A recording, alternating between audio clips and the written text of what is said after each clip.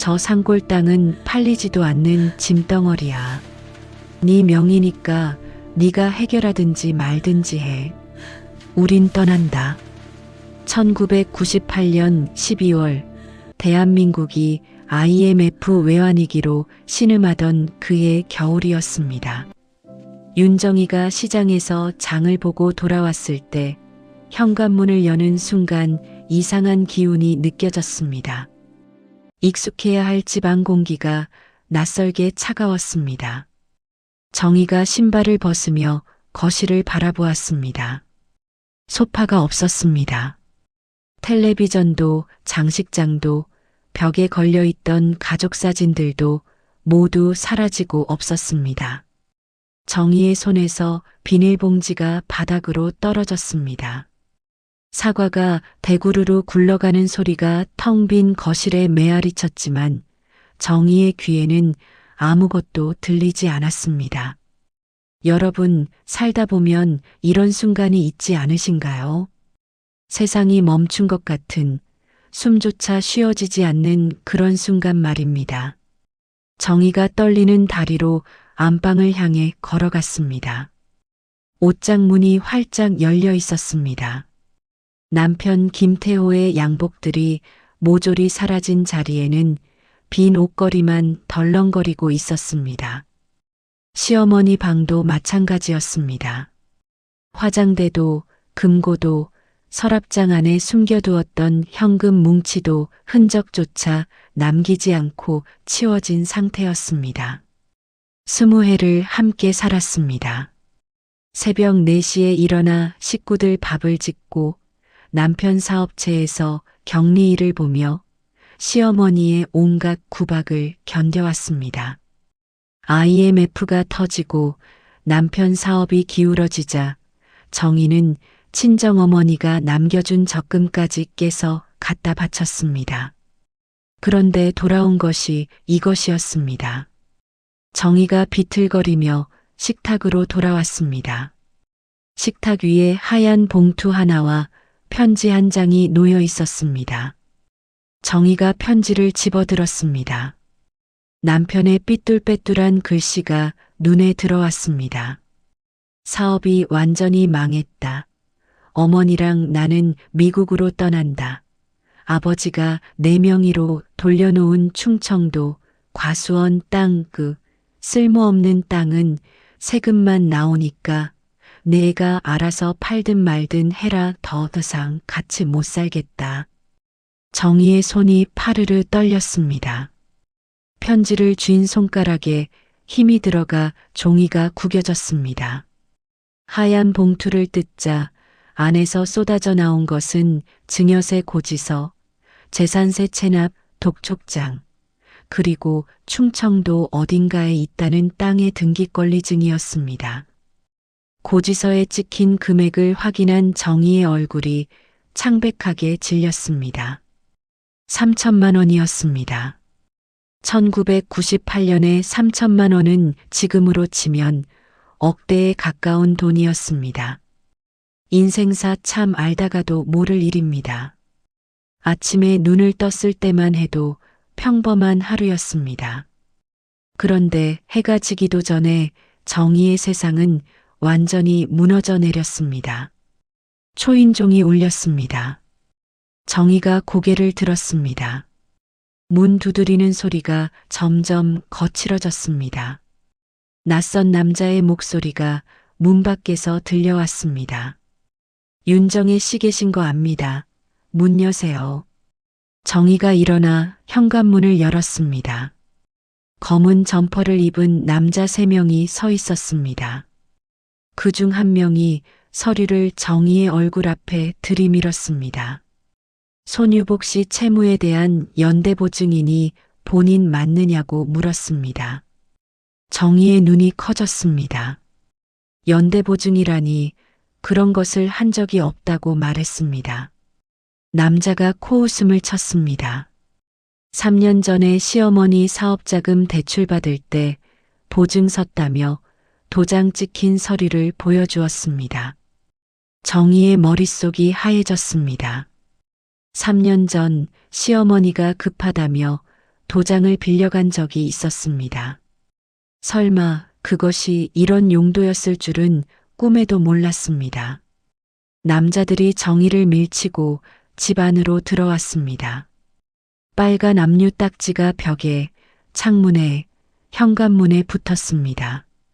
정희는 그 모습을 멍하니 바라보았습니다. 이 이야기가 마음에 드신다면 지금 어디서 듣고 계신지 소중한 댓글 남겨주세요. 아직 구독 안 하셨다면 구독과 좋아요 한 번씩 부탁드립니다. 여러분의 관심이 더 좋은 이야기를 만드는 힘이 됩니다. 밤이 깊었습니다. 정희가 식탁에 앉아 등기권리증을 내려다보았습니다. 충청도 산골의 폐농가, 시아버지가 돌아가시기 전에 정희의 명의로 넘겨준 땅이었습니다. 팔리지도 않고 세금만 나오는 애물단지라고 시어머니가 늘 투덜거리던 그 땅이었습니다. 하지만 그들은 꿈에도 몰랐을 것입니다. 자신들이 쓰레기처럼 던져주고 간 그 척박한 땅 밑에 로또보다 더한 황금이 묻혀 있었다는 사실을 말입니다. 정희가 천천히 고개를 들었습니다. 빨간 딱지가 붙은 집을 둘러보았습니다. 더 이상 이곳에 있을 수 없었습니다. 갈 곳이라고는 그 쓸모없다던 땅밖에 남지 않았습니다. 정희가 가방을 챙겼습니다. 지갑에 남은 돈을 세어보았습니다. 버스표를 끊기에 겨우 되는 금액이었습니다. 정희가 현관문을 나서며 뒤를 돌아보았습니다. 20해의 세월이 빨간 딱지 아래 묻혀 있었습니다. 정희가 입술을 깨물고 걸음을 옮겼습니다.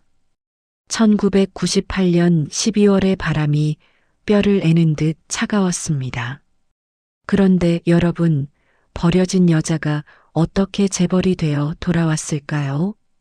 그리고 그녀를 버린 자들은 어떤 최후를 맞이하게 되었을까요? 이야기는 지금부터 시작입니다. 한밤중에 충청도 시골 마을에 도착했습니다. 버스에서 내린 정희가 캄캄한 산길을 손전등 하나의 의지에 걸었습니다.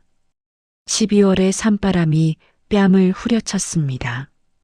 발밑에서 얼어붙은 낙엽이 바스락거렸습니다. 1시간을 걸어 도착한 곳은 덤불과 잡초가 허리까지 자란 폐농가였습니다. 지붕 기와는 반쯤 내려앉아 있었고 마당에는 쓰러진 과일나무와 깨진 항아리들이 널브러져 있었습니다. 한때 사과 과수원이었다는 흔적이 여기저기 남아 있었지만 지금은 죽은 나무 둥치들만 유령처럼 서 있었습니다. 그 한가운데 돌로 쌓은 우물이 검은 입을 벌리고 있었습니다. 40년 전에 물이 말랐다던 그 우물이었습니다. 정희가 우물 앞에 서서 아래를 내려다보았습니다. 바닥은 보이지 않았습니다. 차가운 바람이 우물 속에서 올라와 정희의 얼굴을 스쳤습니다.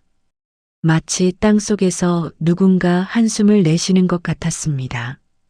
여러분, 인생에서 가장 막막한 순간이 언제였는지 기억나시나요? 정희에게는 바로 이 순간이었습니다. 사방이 캄캄하고 가진 것이라고는 낡은 가방 하나뿐인 그 순간 말입니다. 다음 날 아침 정희가 마을로 내려가 이장을 찾아갔습니다. 이장이 정희를 위아래로 훑어보며 고개를 저었습니다. 거기서 살겠다고 하니 이장은 아이고 아주머니 그 집은 귀신 나온다고 소문난 흉가라 동네 사람들도 안 간다며 말렸습니다. 정희가 담담하게 대답했습니다. 갈 데가 없다고, 거기밖에 없다고요. 이장이 혀를 끌끌 찼습니다. 정희가 돌아서서 다시 산길을 올랐습니다. 폐농가로 돌아온 정희가 창고 문을 열었습니다. 먼지가 자욱하게 일어났습니다. 녹슨 농기구들 사이로 낡은 상자가 보였습니다. 정희가 상자를 열자 시아버지가 생전에 쓰던 일기장이 나왔습니다. 표지가 누렇게 바랜 오래된 일기장이었습니다. 정희가 일기장을 선반 깊숙한 곳에 밀어 넣었습니다. 지금은 그것을 들여다볼 여유가 없었습니다. 당장 오늘 밤을 어떻게 버텨야 할지가 문제였습니다. 해가 저물었습니다. 정희가 마당에 서서 마른 우물을 바라보았습니다. 물을 기르려면 산 아래까지 내려가야 했습니다. 왕복 2시간이 걸리는 거리였습니다. 인생사 참 기구한 것입니다. 서울에서는 수도꼭지만 틀면 콸콸 나오던 물이 이곳에서는 목숨을 걸고 구해야 하는 것이 되었습니다. 정희가 창고에서 녹슨 곡괭이를 꺼내 들었습니다. 우물 앞에 섰습니다. 살기 위해서는 물이 필요했습니다. 마른 우물이라도 다시 파보는 수밖에 없었습니다. 정희가 곡괭이를 높이 쳐들었습니다. 첫 번째 내리침에 불꽃이 튀었습니다. 밤하늘 아래 정희의 곡괭이질 소리가 산골짜기에 메아리 쳤습니다. 그 소리는 마치 버려진 여자의 울음 같기도 했고 분노의 외침 같기도 했습니다. 일주일이 지났습니다. 정희의 손바닥에는 피물집이 잡혔다가 터지기를 반복했습니다. 굳은 살 위에 새 굳은 살이 돋았고 어깨는 빠질 듯이 욱신거렸습니다. 12월의 칼바람이 땀에 젖은 등을 파고들었습니다. 그래도 정희는 곡괭이질을 멈추지 않았습니다. 새벽부터 해가 질 때까지 우물 바닥을 향해 삼날을 내리쳤습니다. 죽은 남편 생각이 날 때마다, 도망친 시어머니 얼굴이 떠오를 때마다 정희는 더 세게 곡괭이를 내리쳤습니다. 우물은 생각보다 깊었습니다. 정희가 밧줄을 타고 내려가 바닥에 쌓인 흙과 돌을 퍼냈습니다. 삽으로 퍼내고 양동이에 담아 올리고 다시 내려가 파기를 수백 번 되풀이했습니다. 손톱 밑에는 흙이 까맣게 끼었고 무릎은 돌에 부딪혀 멍이 들었습니다. 어느 날 저녁 정희의 곡괭이가 단단한 것에 부딪혔습니다. 쇳소리가 울렸습니다. 정희가 흙을 걷어내자 거대한 안반이 드러났습니다. 물이 나오려면 이 바위를 깨야 했습니다. 정희가 이를 악물었습니다. 사흘 밤낮을 더 팠습니다. 안반에 실금이 가기 시작했습니다. 정희의 팔뚝이 부들부들 떨렸습니다. 몸은 한계에 다다랐지만 정희는 멈출 수 없었습니다. 여기서 물이 나오지 않으면 끝이었습니다. 열흘째 되던 날 새벽이었습니다. 정희가 마지막 힘을 짜내어 곡괭이를 쳐들었습니다. 갈라진 틈새를 향해 온몸의 무게를 실어 내리쳤습니다. 쾅! 안반이 갈라지는 소리와 함께 땅이 흔들렸습니다. 정희가 중심을 잃고 뒤로 넘어졌습니다. 등이 우물벽에 부딪혔습니다. 깨진 틈새에서 흙먼지가 솟구쳤습니다. 정희가 기침을 하며 눈을 가렸습니다. 그때 이상한 소리가 들렸습니다. 물소리였습니다. 정희가 눈을 떴습니다. 안반 틈새에서 물이 솟아오르고 있었습니다. 그런데 그 색깔이 이상했습니다. 맑은 지하수가 아니었습니다. 끈적하고 영롱한 빛을 띠는 호박색 물이었습니다. 마치 녹인 황금을 보는 것 같았습니다. 정희가 벌떡 일어났습니다. 물은 점점 더 세차게 솟아올라 우물 바닥을 채워나갔습니다. 정희가 서둘러 밧줄을 타고 우물 밖으로 올라왔습니다. 우물 가장자리에 엎드려 아래를 내려다보았습니다. 황금빛 물이 일렁이고 있었습니다. 여러분, 이것이 바로 정희의 인생을 바꿔놓을 기적의 시작이었습니다. 하지만 정희는 아직 이 물의 진짜 가치를 알지 못했습니다. 그리고 이 물 때문에 어떤 일들이 벌어질지도 전혀 예상하지 못하고 있었습니다. 정희가 두레박을 내려 물을 퍼올렸습니다. 두레박 안에서 황금빛 물이 출렁거렸습니다. 처음에는 흙탕물이 아닐까 싶어 실망이 앞섰습니다. 그런데 코끝에 묘한 향기가 스쳤습니다. 썩은 냄새가 아니었습니다. 은은한 약초 향과 흙내음이 섞인 신비로운 향기였습니다. 정희가 조심스럽게 손을 담갔습니다. 물이 손가락 사이로 스며들었습니다. 끈적하면서도 부드러운 촉감이었습니다. 정희가 젖은 손을 꺼내 들었습니다. 물기가 순식간에 피부 속으로 흡수되었습니다. 이상한 느낌이었습니다. 보통 물이라면 뚝뚝 떨어져야 했습니다. 하지만 이 물은 마치 피부가 빨아들이기라도 하는 것처럼 사라져 버렸습니다. 그날 밤 정희는 그 물로 세수를 하고 잠자리에 들었습니다. 다음 날 아침이 밝았습니다. 정희가 깨어나 기지개를 켜다가 자신의 손등을 보고 멈칫했습니다. 며칠간의 노동으로 갈라지고 터진 상처투성이었던 손등이 말끔해져 있었습니다. 마치 비단을 만지는 것처럼 매끄러웠습니다. 정희가 손등을 문질러 보았습니다. 꿈이 아니었습니다. 거울이 없어 얼굴은 확인할 수 없었지만 손만 봐도 분명했습니다. 이 물에는 무언가 특별한 것이 있었습니다. 여러분, 세상에는 과학으로 설명되지 않는 것들이 있습니다. 어쩌면 이 땅에는 아주 오래전부터 특별한 무언가가 숨겨져 있었는지도 모릅니다. 그날부터 정희는 매일 그 물로 세수를 하고 몸을 씻었습니다. 3일이 지나자 목덜미에 있던 습진이 사라졌습니다. 오랜 세월 정희를 괴롭혀온 고질병이었습니다. 어떤 약을 발라도 낫지 않던 것이 흔적도 없이 깨끗해졌습니다. 일주일이 지나자 얼굴에서 광채가 나기 시작했습니다. 거울 없이도 느낄 수 있었습니다. 손으로 뺨을 만지면 탱탱하게 튀어오르는 것이 느껴졌습니다. 정희가 마을로 내려갔습니다. 이장댁에 들러 감사 인사를 전했습니다. 이장의 아내가 정희를 보더니 눈을 둥그렇게 떴습니다. 얼굴이 어쩜 이렇게 달라졌냐며 무슨 좋은 것이라도 드셨냐고 물었습니다. 정희가 빙긋이 웃었습니다.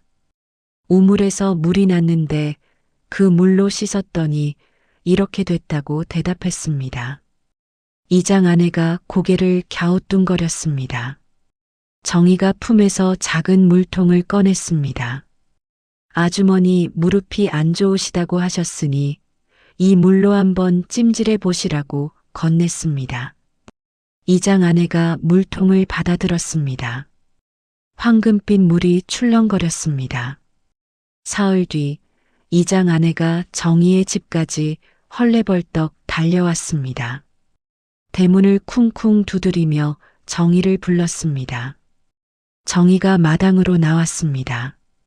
이장 아내가 정희의 손을 덥석 잡았습니다. 이게 무슨 물이냐며 30년 묵은 무릎 통증이 씻은 듯이 사라졌다고 했습니다. 정희가 눈을 깜빡였습니다. 정말이냐고 되물었습니다. 이장 아내가 연신 고개를 끄덕였습니다. 그것만이 아니라며 남편이 자기한테서 노인 냄새가 안 난다고 젊었을 때 냄새가 난다고 했다는 것이었습니다. 소문은 빠르게 퍼졌습니다. 마을 노인들이 하나둘씩 정희를 찾아오기 시작했습니다.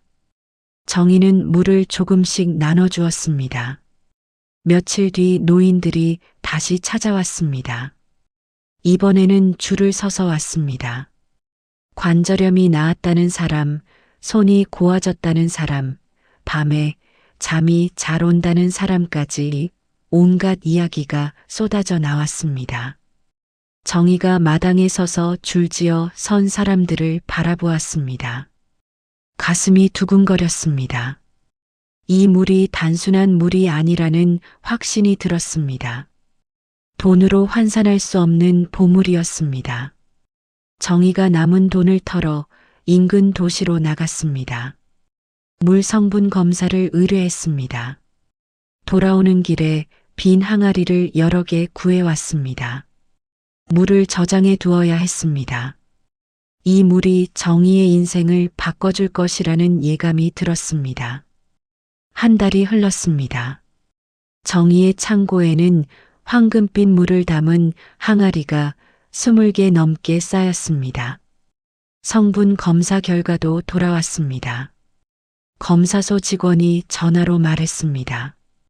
이런 성분 조합은 처음 본다며 미네랄 함량이 일반 지하수의 10배가 넘는다고 했습니다. 정희가 검사 결과지를 들여다보았습니다. 어려운 용어들이 빼곡했지만 한 가지는 확실했습니다. 이 물은 특별했습니다. 그날 저녁부터 하늘이 어두워지기 시작했습니다. 바람이 거세졌고 빗방울이 굵어졌습니다. 1999년 새해를 앞둔 폭풍이었습니다. 정희가 창문을 닫고 방 안에 웅크렸습니다. 지붕 위로 빗줄기가 쏟아지는 소리가 천둥처럼 울렸습니다. 밤이 깊었습니다. 정희가 잠을 청하려는데 이상한 소리가 들렸습니다. 빗소리 사이로 사람의 신음이 섞여 있었습니다. 정희가 귀를 기울였습니다. 분명했습니다. 누군가 밖에서 끙끙대고 있었습니다. 정희가 우비를 걸치고 손전등을 들었습니다. 문을 열자 빗줄기가 얼굴을 때렸습니다. 정희가 소리가 나는 쪽으로 걸어갔습니다. 집에서 100m쯤 떨어진 산길이었습니다. 손전등 불빛이 쓰러진 사람을 비췄습니다. 노인이었습니다. 흰 머리카락이 빗물에 젖어 얼굴에 달라붙어 있었습니다. 다리가 이상한 방향으로 꺾여 있었습니다. 실족해서 굴러떨어진 것 같았습니다. 정희가 달려가 노인을 부축했습니다. 어르신 정신 차리시라고 외쳤습니다. 노인이 눈을 간신히 떴습니다. 입술이 파랗게 질려 있었습니다. 몸이 얼음장처럼 차가웠습니다. 정희가 노인을 등에 업었습니다. 발이 지늘게 빠졌습니다. 비틀거리면서도 정희는 걸음을 멈추지 않았습니다. 집까지 노인을 끌고 왔습니다. 방 안에 노인을 눕혔습니다. 젖은 옷을 벗기고 마른 이불을 덮었습니다. 정희가 화로에 불을 피웠습니다. 노인의 몸이 여전히 떨리고 있었습니다. 정희가 항아리에서 황금빛 물을 떠왔습니다. 냄비에 담아 따뜻하게 데웠습니다. 숟가락으로 노인의 입술에 물을 적셨습니다. 노인이 물을 꿀꺽 삼켰습니다. 정희가 수건에 물을 적셔 노인의 상처를 닦아주었습니다. 무릎과 팔꿈치에 피가 났습니다. 정희가 조심스럽게 상처 부위를 문질렀습니다. 밤새도록 노인 곁을 지켰습니다. 동이 틀 무렵이 되자 노인의 안색이 돌아왔습니다. 떨림도 멈췄습니다. 정희가 노인의 이마를 짚어보았습니다. 열이 없었습니다. 노인이 눈을 떴습니다. 천장을 바라보다가 고개를 돌려 정희를 보았습니다. 여기가 어디냐고 물었습니다. 정희가 대답했습니다. 자기 집이고 어르신이 산길에서 쓰러져 계셨다고요. 노인이 몸을 일으키려 했습니다. 정희가 부축했습니다. 노인이 자신의 팔꿈치를 내려다보았습니다. 상처가 있던 자리였습니다. 노인의 눈이 커졌습니다. 이게 어찌 된 거냐고 물었습니다. 상처가 사라져 있었습니다. 흉터도 없이 깨끗하게 아물어 있었습니다. 노인이 정희를 뚫어지게 바라보았습니다. 대체 무슨 약을 쓴 거냐고 물었습니다. 정희가 항아리를 가리켰습니다. 약은 아니고 우물에서 난 물이라고, 그 물로 상처를 닦아드렸다고 대답했습니다. 노인이 항아리 앞으로 다가갔습니다. 뚜껑을 열고 안을 들여다보았습니다. 황금빛 물이 일렁거렸습니다. 노인이 손을 담갔다가 빼서 코에 가져갔습니다. 깊이 냄새를 맡았습니다. 노인의 얼굴에 놀라움이 번졌습니다. 이건 설마라고 중얼거렸습니다. 정희가 고개를 갸웃거렸습니다. 뭔가 아시냐고 물었습니다. 노인이 정희를 돌아보았습니다. 자신은 평생 한의학을 연구한 사람이라며 이름은 서명호라고 했습니다. 정희가 눈을 깜빡였습니다. 한의학이요? 라고 되물었습니다. 서명호가 고개를 끄덕였습니다. 이 물은 옛 의서에만 나오던 전설의 황토지장수라며 땅속 깊은 곳에서 수백 년에 걸쳐 만들어지는 약수라고 했습니다. 직접 보게 될 줄은 꿈에도 몰랐다고 덧붙였습니다. 정희가 숨을 들이켰습니다. 심장이 두근거렸습니다. 서명호가 정희의 손을 잡았습니다. 사정이 어떻게 되는지 들어봐도 되겠냐고 물었습니다. 정희가 잠시 망설였습니다. 그러다 입을 열었습니다. 남편에게 버림받은 이야기, 세금 폭탄을 맞은 이야기, 이 폐농가에 홀로 흘러들어온 이야기를 담담하게 풀어놓았습니다. 서명호가 듣고 나서 한참을 말이 없었습니다. 그러더니 천천히 입을 열었습니다. 아주머니가 나를 살렸으니 그 은혜를 갚고 싶다고 했습니다. 정희가 손을 내저었습니다. 아니라고, 당연히 한 일인걸요 라고 말했습니다. 서명호가 고개를 저었습니다. 자신이 평생 쌓아온 한방 지식이 있으니 이 물과 천연 약초를 배합하면 세상에 없던 건강식품을 만들 수 있다며 자신과 함께 해보지 않겠느냐고 물었습니다. 정희의 심장이 뛰었습니다. 여러분, 인생에는 운명처럼 찾아오는 만남이 있습니다. 그리고 그 만남이 인생 전체를 뒤바꿔 놓기도 합니다.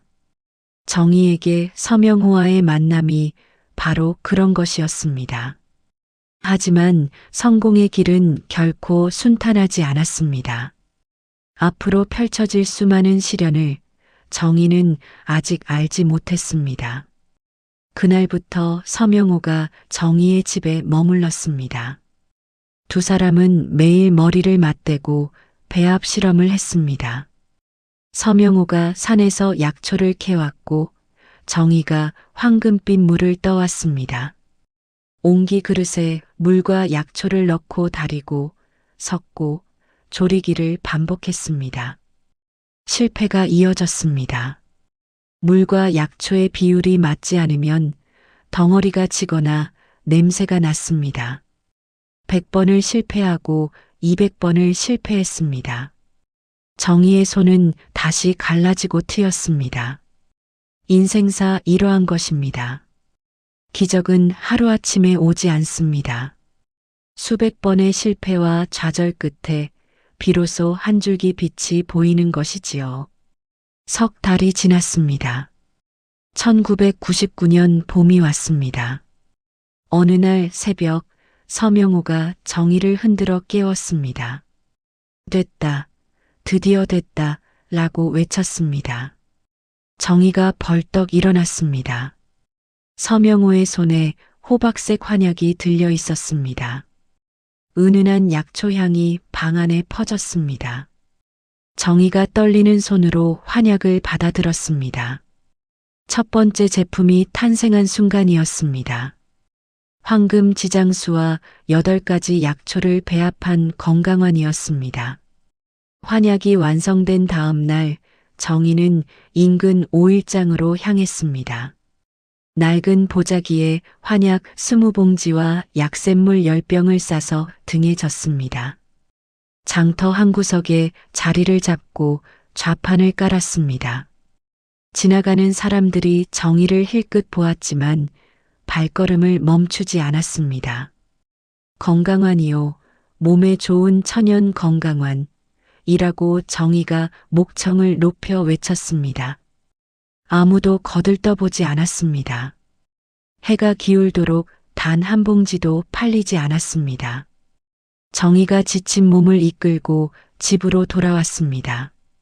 서명호가 마당에서 기다리고 있었습니다. 어떻게 됐느냐고 물었습니다. 정희가 고개를 저었습니다. 하나도 못 팔았다고요. 서명호가 정희의 어깨를 두드렸습니다. 처음부터 될 리가 없으니 내일 다시 가보라고 했습니다. 다음 날도 그 다음 날도 정희는 장터에 나갔습니다. 닷새째 되는 날이었습니다. 장터 어귀에서 낯익은 얼굴들이 보였습니다. 마을 노인들이었습니다. 이장 아내가 정희에게 다가왔습니다. 정희 씨, 내가 이웃들한테 말해뒀다며 그 물로 만든 건강환이면 틀림없다고 했습니다. 노인들이 환약을 사갔습니다. 20봉지가 순식간에 팔렸습니다. 정희가 연신 허리를 숙여 인사했습니다. 일주일 뒤였습니다. 장터에 도착한 정희가 눈을 의심했습니다. 좌판 앞에 사람들이 줄을 서 있었습니다. 10명, 20명이 넘었습니다. 저기요, 그 건강환 파는데 여기 맞냐고 앞에 선 중년 여인이 물었습니다. 정희가 고개를 끄덕였습니다. 지난주에 산 환약 먹었더니 우리 어머니 무릎이 가벼워지셨다며 10봉지만 더 달라고 했습니다. 그 뒤로 사람들이 앞다투어 환약을 집어들었습니다. 준비해온 물건이 1시간 만에 동났습니다.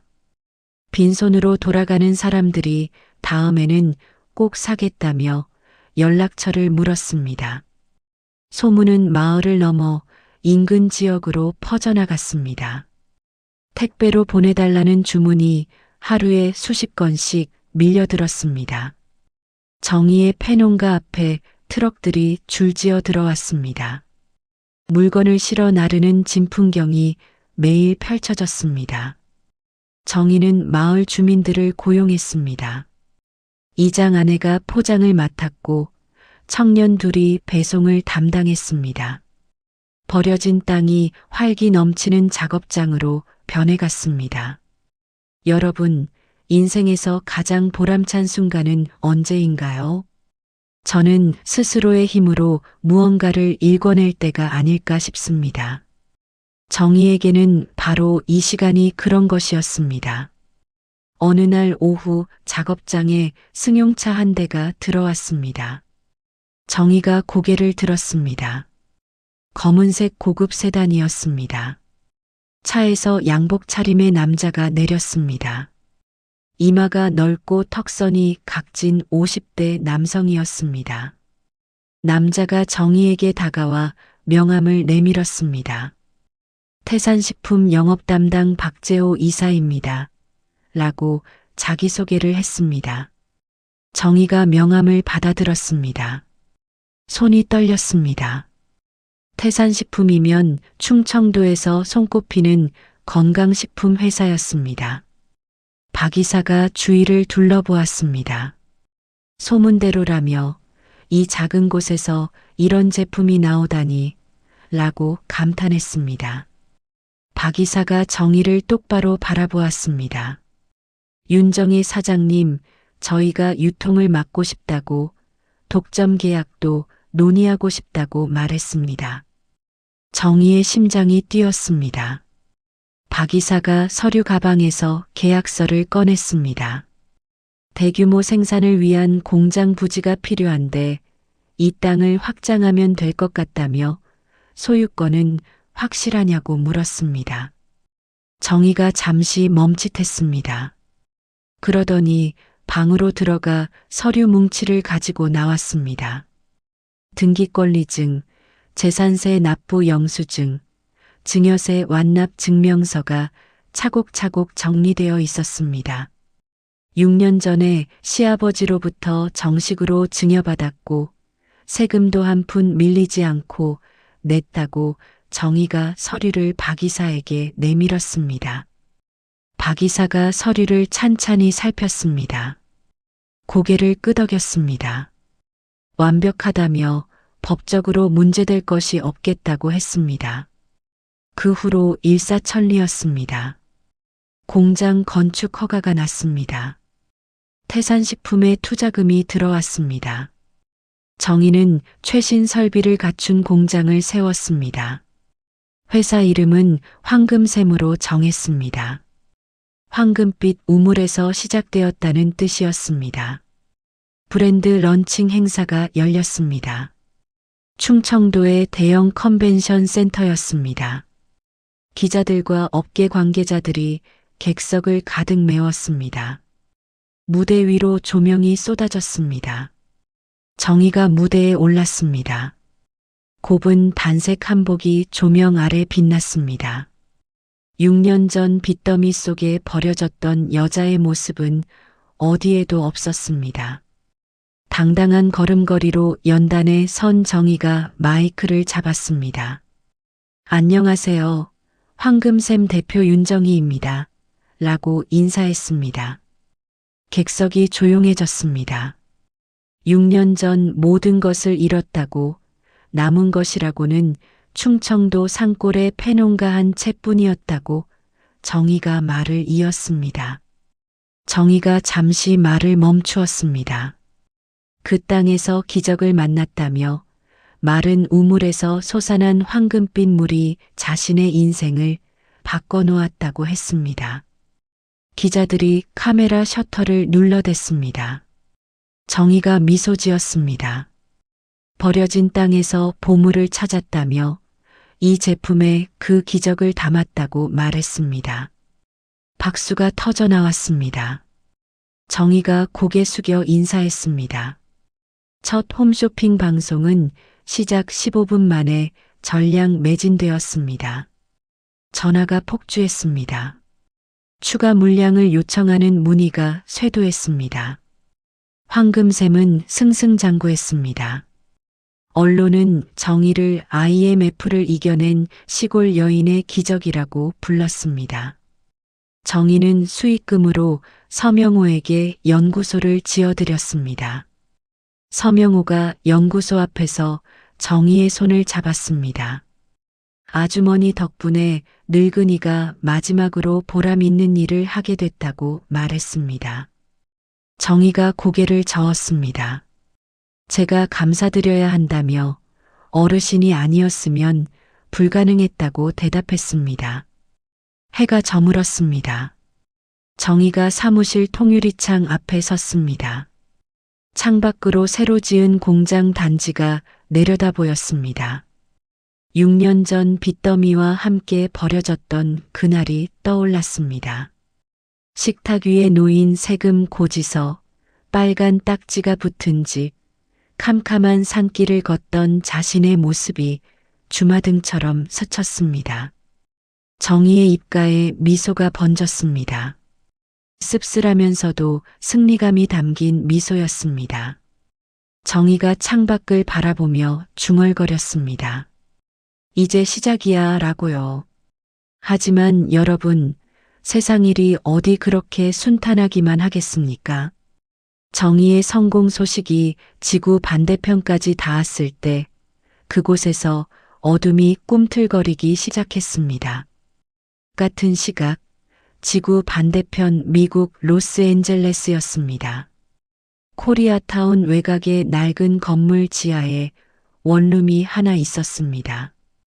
곰팡이 핀 벽지가 들뜬 천장 아래로 형광등이 깜빡거렸습니다. 그 방에 두 사람이 옹기종기 모여 앉아 있었습니다.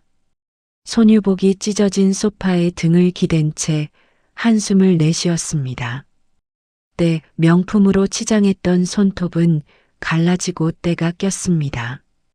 7년 전 미국으로 건너올 때 챙겨온 금부치는 진작에 다 팔아치운 뒤였습니다. 김태호가 부엌 싱크대에서 라면을 끓이고 있었습니다. 기름때가 낀 냄비에서 김이 모락모락 피어올랐습니다. 태호의 손등에는 물집 자국이 얼룩덜룩했습니다. 한인 식당에서 몰래 설거지 아르바이트를 하며 생긴 상처였습니다. 여러분, 세상에는 자업자득이라는 말이 있습니다. 남을 버리고 도망친 자들의 말로가 어떤지 이제부터 보여드리겠습니다. 태호가 냄비를 탁자에 내려놓았습니다. 어머니, 라면 됐다고요, 라고 말했습니다. 유복이 젓가락을 집어들다가 멈췄습니다. 또 라면이냐며 이게 며칠째냐고 투덜거렸습니다. 태호가 고개를 숙였습니다. 이번 달 월급이 아직 안 나왔으니 조금만 참으라고 말했습니다. 유복이 젓가락을 탁자 위에 내던졌습니다. 참으라고 자기가 여기서 이 꼴로 살려고 대한민국 떠난 줄 아느냐고 악을 썼습니다. 방 한구석에서 작은 텔레비전이 켜져 있었습니다. 한인 방송이 흘러나오고 있었습니다. 태호가 라면을 후루룩 먹다가 화면을 보고 젓가락질을 멈췄습니다. 화면에 익숙한 얼굴이 비쳤습니다. 단정한 한복을 입은 여자가 무대 위에 서 있었습니다. 카메라 플래시가 터지는 가운데 여자가 환하게 웃고 있었습니다. 앵커의 목소리가 들려왔습니다. 황금샘 윤정희 대표가 국내 시장에 이어 해외 진출을 선언했다고. 윤 대표는 7년 전 충청도 산골의 폐농가에서 시작해 현재 300억 원대 자산가가 되었다고 보도했습니다. 태호의 입이 떡 벌어졌습니다.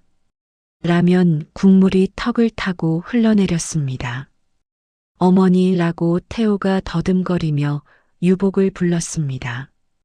유복이 귀찮다는 듯 고개를 돌렸습니다. 왜 그러냐며 시끄럽다고 했습니다. 태호가 텔레비전을 손가락으로 가리켰습니다. 저거 좀 보라고요. 유복이 화면을 보았습니다. 눈이 휘둥그레졌습니다.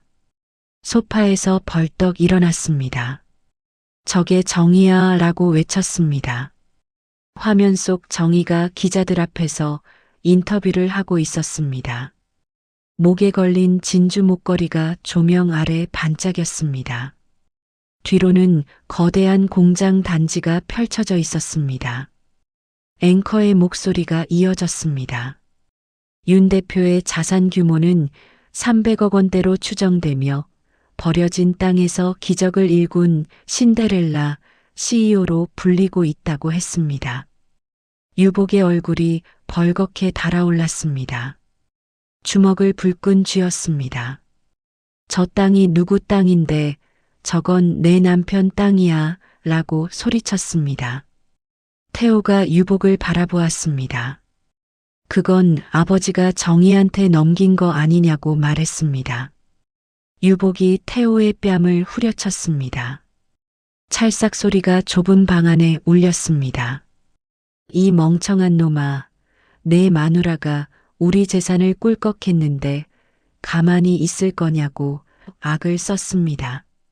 태호가 뺨을 감싸쥐고 뒷걸음질 쳤습니다. 유복이 텔레비전 앞으로 다가갔습니다. 화면 속 정의의 얼굴을 노려보았습니다. 우리가 없는 사이에 혼자 떵떵거리고 살았구나. 어디 두고 보자. 라고 이를 갈았습니다. 유복이 돌아서서 태호를 쏘아보았습니다. 한국 가는 비행기 표 알아보라고 당장 이라고 명령했습니다. 태호가 머뭇거렸습니다. 어머니 돈이 없다며 불법 체류라 일도 제대로 못하는데 라고 말했습니다. 유복이 이를 악물었습니다. 그럼 빌리든 국어를 하든 뭘 하든 해 라고 윽박질렀습니다. 그날부터 유복과 태호는 한인 커뮤니티를 돌아다녔습니다. 교회에서 구호품을 받았고 노인정에서 동냥을 했습니다. 체면 따위는 이미 버린 지 오래였습니다. 2달 동안 푼 돈을 모았습니다. 겨우 비행기표 2장을 살 수 있는 돈이 마련되었습니다. 2005년 가을 인천공항에 내린 유복과 태호의 행색은 거지나 다름없었습니다. 구겨진 옷에서 쉰내가 났고 머리카락은 기름기에 엉겨붙어 있었습니다. 공항 청소부가 2사람을 노숙자로 착각하고 쫓아내려 했습니다. 유복이 공중전화 앞에 섰습니다. 주머니에서 구겨진 쪽지를 꺼냈습니다. 며칠 전 인터넷 카페에서 찾아둔 번호였습니다. 전화가 연결되었습니다. 여보세요. 레카뉴스 채널이냐고 물었습니다. 재벌 여사장에 숨겨진 2 얼굴 제보하려고 한다고 말했습니다.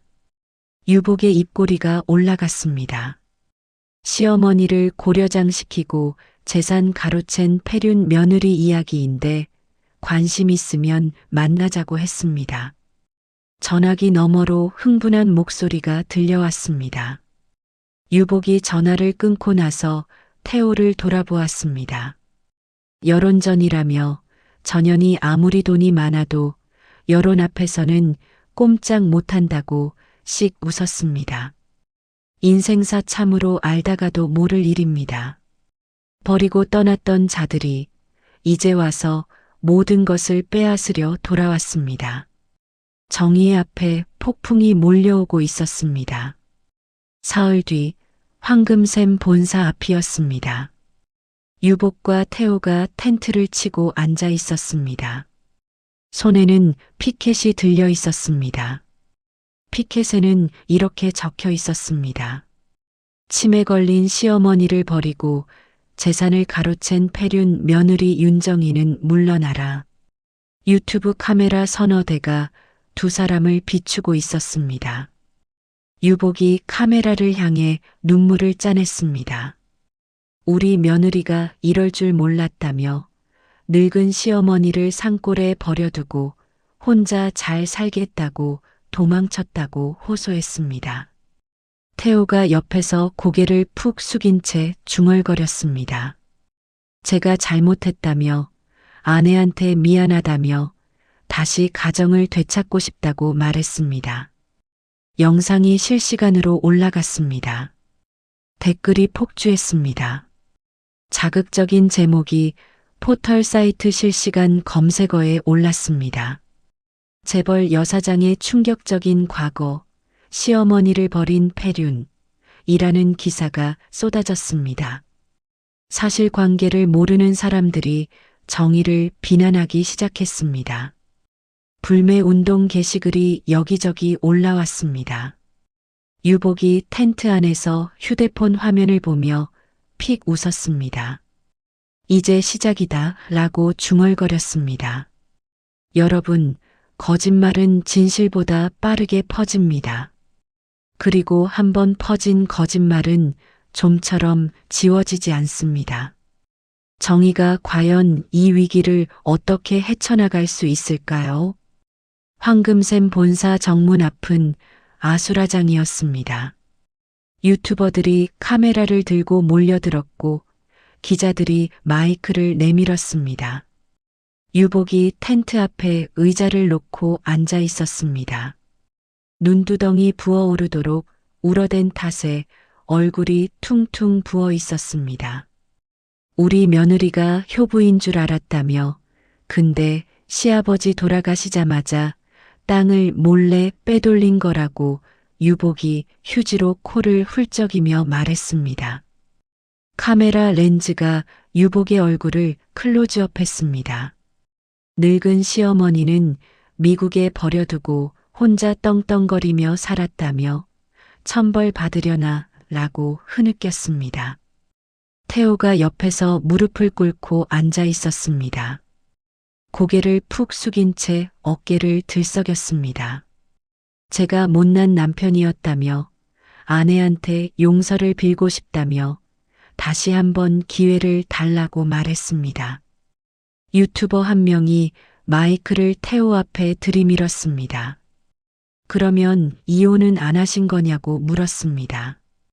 태호가 고개를 끄덕였습니다. 법적으로는 아직 부부라며 아내가 일방적으로 연락을 끊은 거라고 대답했습니다. 댓글창이 실시간으로 도배되었습니다. 욕설과 비난이 쏟아졌습니다. 대부분 정의를 향한 것이었습니다. 회사 로비에서 정의가 창밖을 내다보고 있었습니다. 비서가 급히 뛰어왔습니다. 대표님 밖에 나가시면 안 된다며 상황이 심각하다고 말렸습니다. 정의가 고개를 저었습니다. 피하면 인정하는 꼴이니 직접 나가서 이야기하겠다고 했습니다. 정의가 정문을 열고 나섰습니다. 카메라 플래시가 일제히 터졌습니다. 마이크가 정의의 얼굴 앞으로 쏟아졌습니다. 윤 대표님, 시어머니를 버렸다는 게 사실이냐는 질문이 날아왔습니다. 재산을 빼돌렸다는 의혹에 대해 한 말씀 해달라는 요청이 이어졌습니다. 정의가 입을 열려는 순간이었습니다. 유복이 텐트 뒤에서 무언가를 들고 뛰어나왔습니다. 손에 들린 것은 플라스틱 통이었습니다.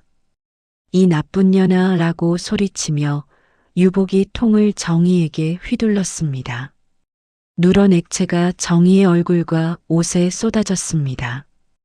음식물 쓰레기를 섞은 오물이었습니다. 비린내와 썩은 냄새가 진동했습니다. 정의가 비틀거렸습니다. 카메라들이 쉴 새 없이 셔터를 눌러댔습니다. 태호가 달려와 정의의 팔을 붙잡았습니다. 여보, 내가 잘못했다며, 그래도 어머니는 모셔야 한다며, 우리 다시 시작하자고 말했습니다. 태호의 목소리는 애원하는 듯 했지만 눈빛은 차갑게 빛났습니다. 정의가 태호의 손을 뿌리쳤습니다. 오물이 뚝뚝 떨어지는 얼굴로 태호를 노려보았습니다. 손 치워 라고 낮게 말했습니다. 경호원들이 뛰어와 정의를 에워쌌습니다. 정의가 건물 안으로 들어갔습니다. 뒤에서 유복의 악다구니가 이어졌습니다. 전현이 도망간다며 죄 지은 게 있으니까 도망가는 거라고 소리쳤습니다. 이 장면이 생중계되었습니다. 실시간 시청자 수가 10만 명을 넘어섰습니다.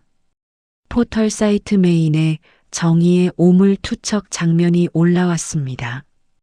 그날 오후 황금샘 주가가 폭락했습니다. 하한가를 찍었습니다. 투자자들의 항해 전화가 빗발쳤습니다. 거래처에서 계약 해지를 통보해 왔습니다.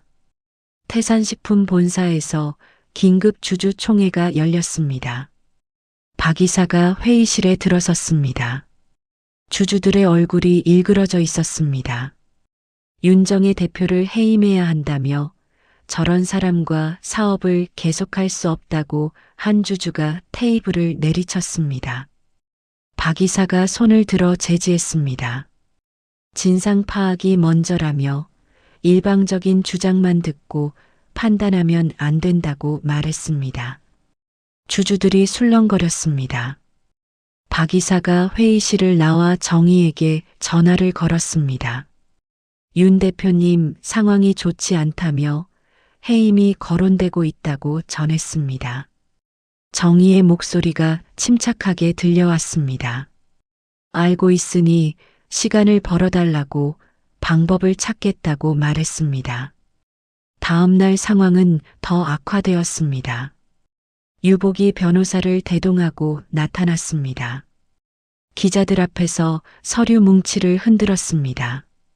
이 땅은 원래 제 남편 것이었다며 며느리가 시아버지를 꼬드겨서 몰래 명의를 빼돌린 거라고 주장했습니다. 소송을 제기했다고 선언했습니다. 변호사가 마이크 앞에 섰습니다. 의뢰인 손유복 씨는 명예 신탁이었을 뿐 실제 소유주는 본인이라고 주장하고 있으며 소유권 이전 등기 말소 청구 소송을 제기했고 합의금으로 100억 원을 요구하는 내용 증명을 발송했다고 밝혔습니다. 기자들이 웅성거렸습니다. 100억이라는 금액에 술렁임이 일었습니다. 그날 밤 공장 진입로에 용역 깡패들이 나타났습니다. 검은 점퍼를 입은 남자 67명이 트럭 앞을 가로막았습니다. 물류 트럭 운전사가 창문을 열었습니다. 비키라고 배송 나가야 한다고 말했습니다. 깡패 한 명이 쇠파이프를 들고 다가왔습니다. 트럭 사이드 미러를 내리쳤습니다. 유리가 산산조각 났습니다. 오늘부터 여기 아무도 못 지나간다고 위협했습니다. 직원들이 뛰어나왔다가 깡패들에게 밀쳐졌습니다. 한 직원이 바닥에 넘어져 무릎이 찢어졌습니다. 피가 콘크리트 바닥에 번졌습니다. 정의가 급히 현장에 도착했습니다. 경찰에 신고했지만 깡패들은 경찰이 오기 전에 사라졌습니다. 부서진 트럭과 다친 직원만 남았습니다. 밤이 깊었습니다. 텅 빈 사무실에 정이 혼자 앉아 있었습니다. 책상 위에 서류들이 어지럽게 널려 있었습니다. 소송장, 내용 증명, 기사 스크랩이 뒤섞여 있었습니다. 정의가 서랍을 열었습니다. 오래된 일기장이 들어 있었습니다. 7년 전 폐농가 창고에서 가져온 시아버지의 일기장이었습니다. 그동안 볼 여유가 없었던 것이었습니다. 정의가 일기장을 꺼내 천천히 넘겼습니다. 첫 페이지, 두 번째 페이지, 시아버지의 빼곡한 글씨가 이어졌습니다. 투병 기록, 날씨 이야기, 사소한 일상들. 정의의 손가락이 멈췄습니다. 중간쯤에 접힌 페이지가 있었습니다. 정의가 그 페이지를 펼쳤습니다. 글씨체가 달랐습니다. 떨리는 손으로 쓴 듯 삐뚤삐뚤했습니다. 정의의 눈이 커졌습니다. 페이지 사이에 무언가 끼워져 있었습니다. 누렇게 바랜 봉투였습니다. 봉투 겉면에 굵은 글씨로 적혀 있었습니다. 며느리 정의에게. 정의의 손이 떨렸습니다. 봉투를 열었습니다. 안에서 접힌 종이 한 장과 작은 카세트 테이프가 나왔습니다. 정의가 종이를 펼쳤습니다. 읽어내려가던 정의의 눈빛이 매섭게 변했습니다. 입술을 꽉 깨물었습니다. 정의가 휴대폰을 들어 박 이사에게 전화를 걸었습니다. 신호가 가고 연결되었습니다. 박 이사님, 내일 오전에 긴급 기자회견을 열겠다고 말했습니다. 박 이사의 목소리가 놀란 듯 들려왔습니다. 기자회견이냐며 지금 상황에서 괜찮겠느냐고 물었습니다. 정의가 창밖을 바라보았습니다. 어둠 속에 공장 불빛이 점점이 빛나고 있었습니다. 모든 것을 끝낼 증거가 있다고 정의가 말했습니다. 정의의 목소리는 차갑고 단단했습니다. 여러분, 진실은 언젠가 반드시 밝혀지는 법입니다. 정의가 찾아낸 것은 과연 무엇이었을까요? 그리고 그것이 이 싸움의 결말을 어떻게 바꿔놓을까요? 기자회견장은 발 디딜 틈이 없었습니다. 카메라 수십 대가 단상을 향해 늘어서 있었고 기자들이 빼곡히 자리를 채웠습니다. 회견장 뒤편에는 유복과 태호가 나란히 앉아 있었습니다. 유복이 손수건을 꼭 쥔 채 눈물을 훔치는 신용을 했습니다. 태호는 고개를 숙이고 다리를 떨었습니다. 회견장 문이 열렸습니다. 정의가 걸어 들어왔습니다. 검은색 정장에 머리를 단정하게 묶은 모습이었습니다. 어제와 달리 얼굴에 화장기가 없었습니다. 창백한 얼굴이 오히려 단호해 보였습니다. 정희가 단상에 올랐습니다. 카메라 셔터 소리가 빗발쳤습니다. 정희가 마이크 앞에 섰습니다. 바쁘신 와중에 참석해 주셔서 감사하다고 인사했습니다. 정희의 목소리는 낮고 차분했습니다. 기자들이 일제히 펜을 들었습니다. 며칠간 저에 대한 많은 이야기가 떠돌았다며 시어머니를 버렸다. 재산을 빼돌렸다. 폐륜이라는 말도 들었다고 정희가 말했습니다. 유복이 뒤에서 코를 훌쩍거렸습니다. 카메라 한 대가 유복 쪽을 비췄습니다. 정희가 서류 가방에서 봉투를 꺼냈습니다. 오늘 진실을 말씀드리겠다며 먼저 이것을 보여드리겠다고 했습니다. 정희가 봉투에서 편지 한 장을 꺼내 대형 스크린에 비쳤습니다. 삐뚤빼뚤한 글씨가 화면에 크게 떠올랐습니다. 사업이 완전히 망했다. 어머니랑 나는 미국으로 떠난다. 아버지가 내 명의로 돌려놓은 충청도 땅, 그 쓸모없는 땅은 세금만 나오니까 내가 알아서 팔든 말든 해라. 더 이상 같아 못 살겠다. 기자들 사이에서 웅성거림이 일었습니다. 정희가 화면을 가리켰습니다. 7년 전 제 남편 김태호 씨가 식탁 위에 남기고 간 편지라며 저를 버릴 때 직접 쓴 글씨라고 설명했습니다. 태호의 얼굴이 하얗게 질렸습니다. 유복이 태호의 팔을 꽉 움켜잡았습니다. 정희가 두 번째 서류를 꺼냈습니다. 이것은 제가 7년간 납부한 재산세와 증여세 영수증이라며 단 한 번도 밀린 적이 없다고 말했습니다. 스크린에 영수증 사본이 줄줄이 떠올랐습니다. 날짜와 금액이 선명하게 찍혀 있었습니다. 그리고 이것은 시댁 식구들이 미국에서 어떻게 지냈는지 보여주는 자료라고 정희가 덧붙였습니다. 화면이 바뀌었습니다. 도박장 출입 기록, 사기 혐의 수배 문서, 불법 체류 단속 기록이 나열되었습니다. 기자들이 술렁거렸습니다. 카메라들이 일제히 유복과 태호를 비췄습니다. 유복이 벌떡 일어났습니다. 저건 조작이라며 다 거짓말이라고 소리쳤습니다. 정희가 고개를 돌려 유복을 바라보았습니다. 감정 없는 눈빛이었습니다. 아직 끝나지 않았다고 정희가 말했습니다. 정희가 품에서 낡은 일기장을 꺼냈습니다. 누렇게 바랜 표지가 카메라에 잡혔습니다. 이것은 돌아가신 시아버지의 일기장이라며 시아버지께서 생전에 직접 쓰신 것이라고 설명했습니다. 정희가 일기장 사이에서 봉투를 꺼냈습니다. 봉투 안에서 카세트 테이프를 빼내어 단상 위 카세트 플레이어에 넣었습니다. 시아버지께서 남기신 육성 유언장이라고 정희가 말했습니다. 스피커에서 녹음이 재생되었습니다. 회견장이 조용해졌습니다. 갈라진 노인의 목소리가 흘러나왔습니다. 나는 김종국이다. 이 녹음을 남기는 오늘은 내가 죽기 얼마 전이 될 것이다. 노인의 목소리가 간간히 떨렸습니다. 내 아내 손유복과 아들 김태호는 돈밖에 모르는 인간들이다.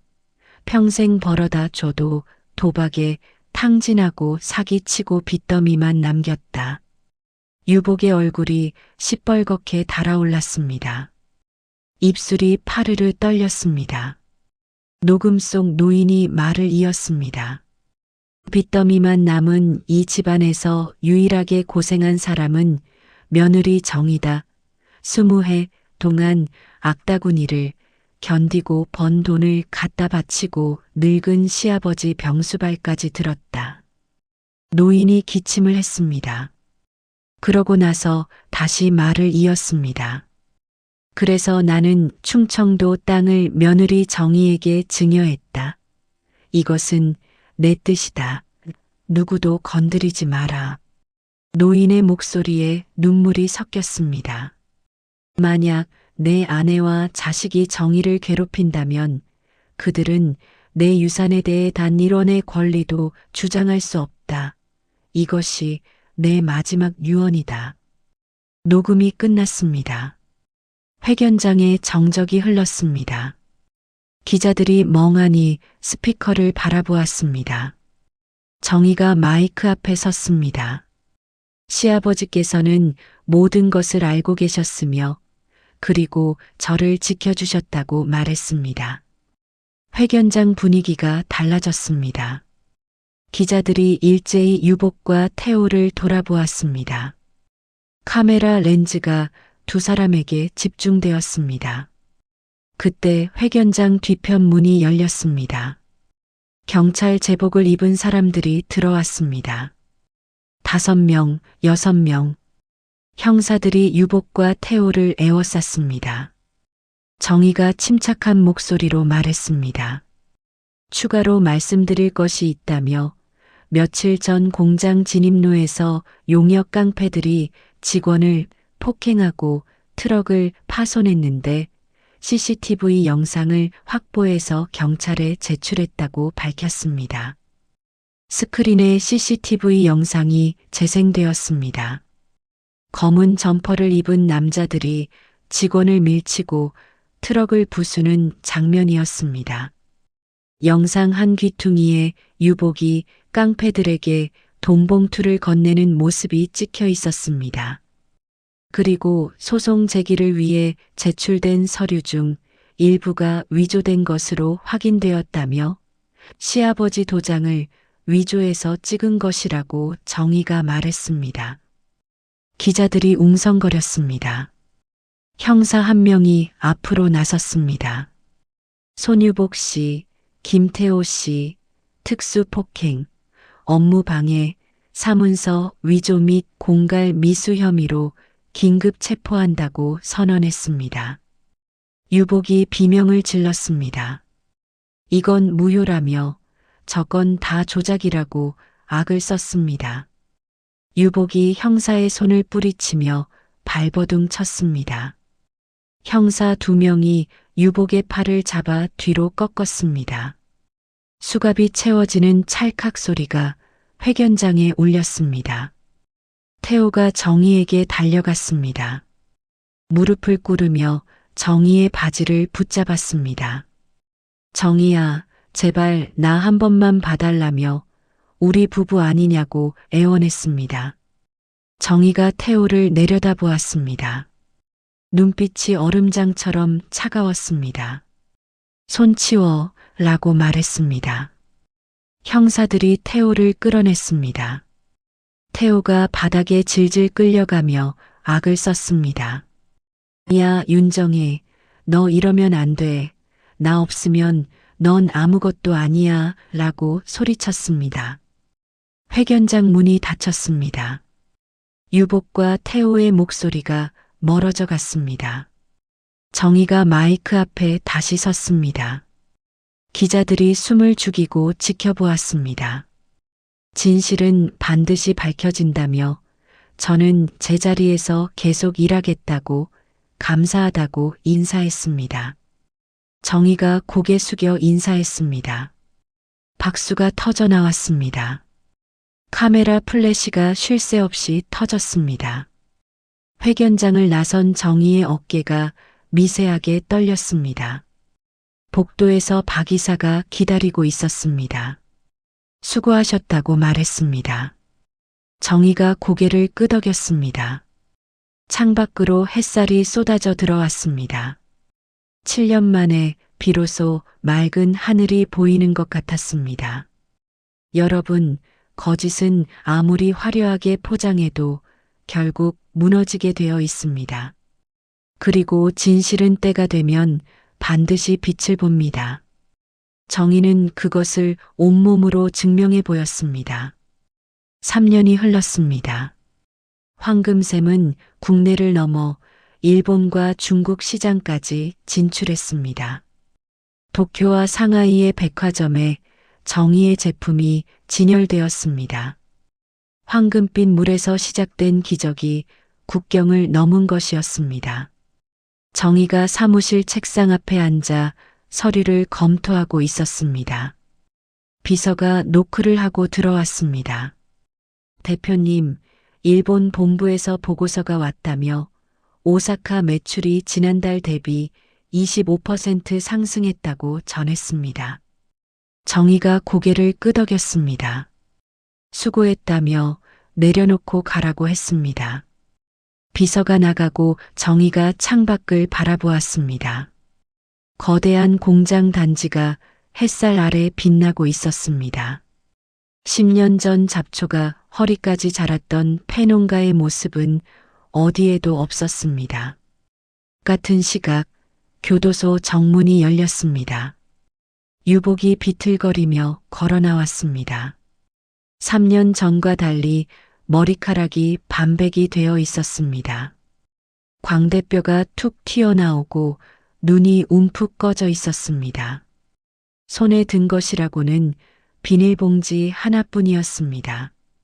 뒤따라 태호가 나왔습니다. 태호 역시 야위어 있었습니다. 턱에 수염이 덥수룩하게 자랐고 등이 굽어 있었습니다. 유복이 교도소 담벼락에 기대어 한숨을 내쉬었습니다. 이제 어디로 가느냐고 물었습니다. 태호가 머리를 극적였습니다.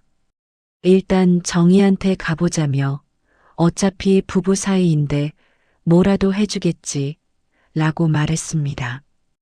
유복이 고개를 저었습니다. 접근 금지 명령 내렸다며 100m 안에도 못 간다고 말했습니다. 태호의 얼굴이 일그러졌습니다. 그럼 우리 어떡하냐며 갈 데가 없다고 했습니다. 두 사람이 터덜터덜 걸어갔습니다. 발길이 향한 곳은 황금샘 공장 근처였습니다. 공장 철조망 앞에 도착한 유복이 멈춰 섰습니다. 100m 바깥이었습니다. 더 이상 가까이 갈 수 없었습니다. 공장 담벼락 옆에 재활용 분리수거장이 있었습니다. 박스와 폐지가 쌓여 있었습니다. 유복이 그것을 바라보았습니다. 저거라도 주워야겠다 고 말했습니다. 태호가 눈을 깜빡였습니다. 어머니, 설마라고 되물었습니다. 유복이 분리수거장으로 다가갔습니다. 허리를 굽혀 박스를 집어들었습니다.